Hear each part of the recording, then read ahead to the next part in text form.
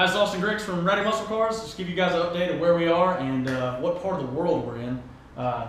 This is my 2007 WRX STI, and I'm sure a lot of you would say, well, why are you guys talking about imports on Ratty Muscle Cars? Well, one, I'm in the Middle East, and having a muscle car over here isn't exactly conducive to the roads and the environment.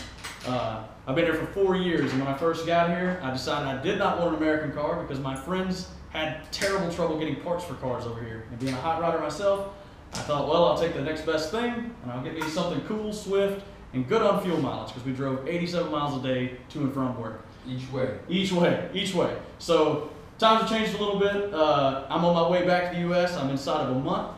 The car that I've been driving for the 4 years that I've been here, even though I'd blown the engine up 4 years ago. Yes. So we've done this process once before.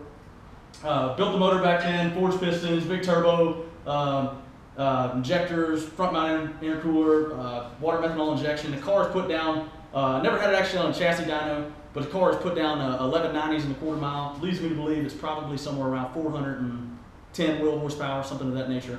Car's very powerful, does very well against the supercars in this area. You know, it doesn't exactly have the feel of a muscle car that I love, and I know Tim does as well. Yeah. It's you know, it's a different feel though. Absolutely, and it's a good time, and doing it in the roundabouts, and you know, you just have to know this environment to understand.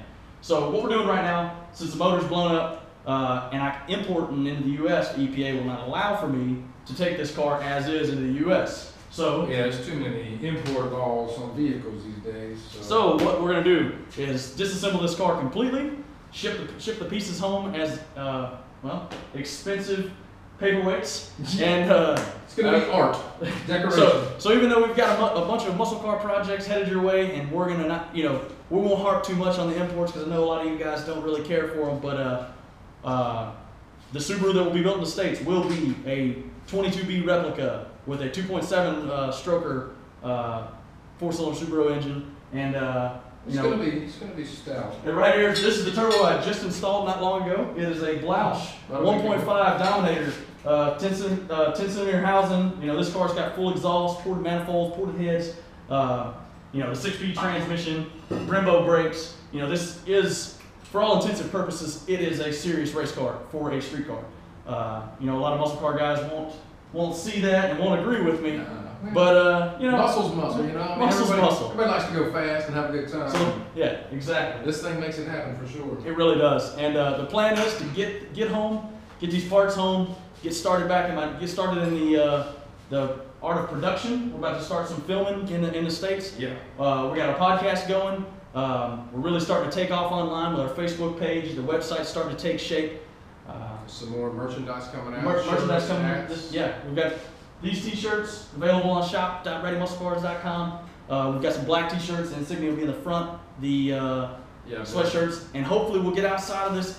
I'll get back to the U.S. and outside of this import thing for a little bit, and we'll bring you guys some good builds of some A-body Mopars. We've got a 71 Monte Carlo in the works that we're going to build as a race car with some cheap junkyard parts. A couple things else. What else we got going? Eventually, we got my 70 Roadrunner or Satellite Sports. Going to get a engine transmission installed and brakes taken care of, just to get it back street worthy again. Yep. So we got a lot of builds headed your way in the States. This one obviously is inside of the realm of Ratty Muscle Cars, so we'll try to keep it on the back burner for you guys. Yeah. But hopefully, when the two-door comes, we'll do a little bit of off-road races. Yeah, get out there and in an old classic muscle car, and we'll do a little bit of Dukes of Hazzard style off-roading, and we'll use the camera chase car will be a Subaru Impreza. So it'll be fun either way, and I'm gonna try to take care. I'll be here over in the Middle East for probably another year or so, and I'm gonna try to get some video and some pictures of some stuff out here so you guys can see what I'm doing out here. Yeah. We got a shop here, and got some old cars that come in, looking to pick up a lot of the classic cars around here, hopefully.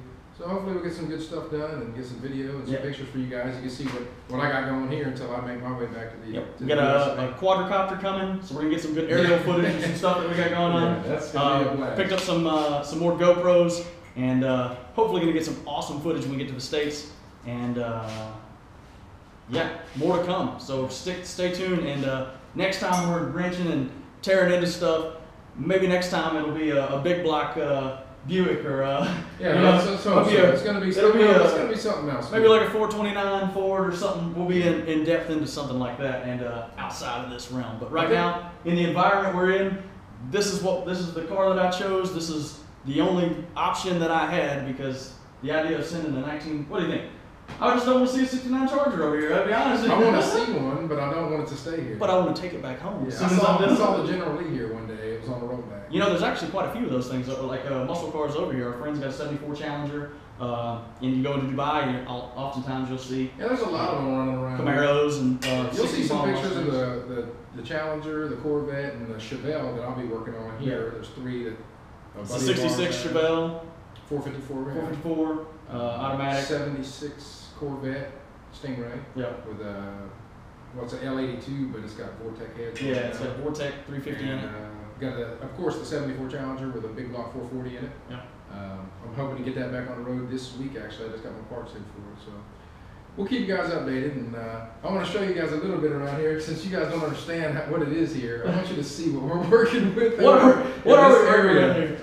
We've got garbage hand tools. I've given away. I'm like I said, I'm inside of a month of leaving, so I've got tools that I have given away. We've got.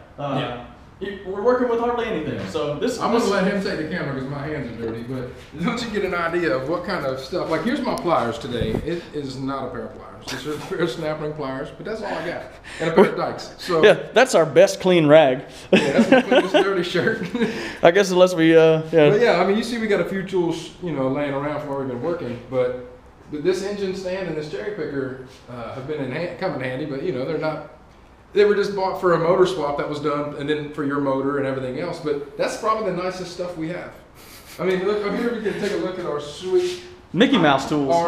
This here is our Culligan water. That's our oil catch can.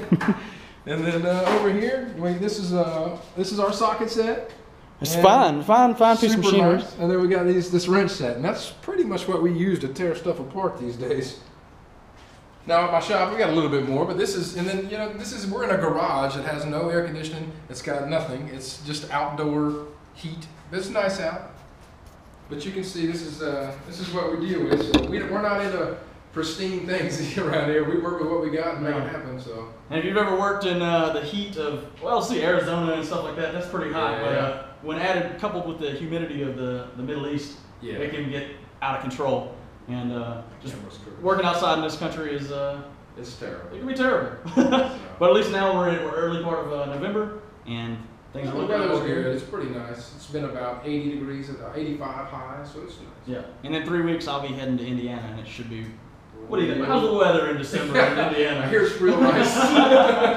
Absolutely. Yeah, it's going to be snowing and freezing. Looking forward to that. So anyway, just wanted to show you guys what exactly we're working with. Hopefully inside of a month we'll be bringing you guys a podcast and more videos, and this time hopefully we'll be a little more muscle car oriented. So more to come. So stay tuned.